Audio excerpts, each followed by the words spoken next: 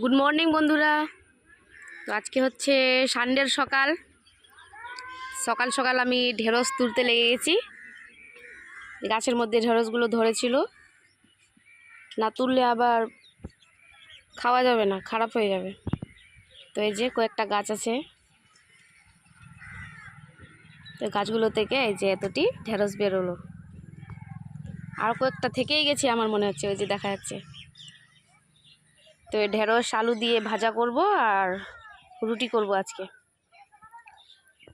ঢেঁড়স তুলে নেওয়ার পর চা করলাম একটু, তো চাটা খেয়ে নিই, তারপরেই কাজ শুরু। বন্ধুরা, এই যে আমার ব্রেকফাস্ট বানানো কমপ্লিট হয়ে গেছে। এই যে একটু সুজি করেছি, তারপর এই যে হচ্ছে রুটি,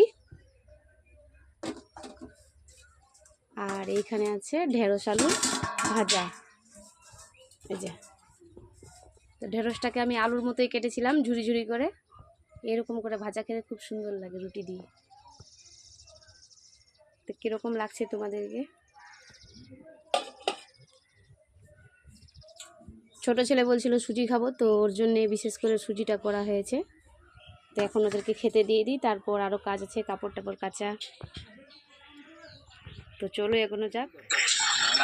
তো বন্ধুরা, ব্রেকফাস্ট করে নিয়ে আমার একটু বাইরে বেরোনোর ছিল, কাজ ছিল, তো যাচ্ছি এখন। বিট্টুর বাবা যাচ্ছে আর ছোটো ছেলেকেও সাথে নিয়ে নিয়েছি। এসে রান্না করতে বসেছি, ভাত বসিয়ে দিয়েছি। আর এদিকে আজকে খাবে কলার মোচার বড়া। তো মোচাটাকে ছাড়িয়ে আর একটু করে হালকা করে সিদ্ধ করে নিয়েছি, তাতে সিদ্ধও হয়ে গেছে আর কষটাও বেরিয়ে গেছে। তো তার জন্য লাগবে ডালটাকে ভিজিয়ে রেখেছিলাম, বেশ কিছুক্ষণ ভিজে গেছে। এখন ডালটাকে পেস্ট করব, পেস্ট করে তারপরেই বড়া বানাবো।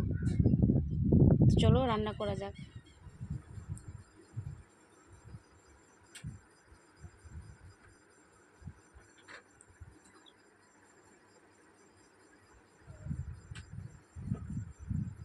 তো বন্ধুরা, আমার কাপড় কাটা হয়ে গেছে কমপ্লিট।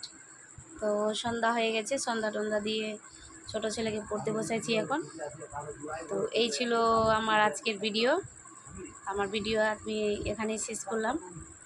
তো তোমরা সবাই ভালো থেকো, সুস্থ থেকো, টাটা।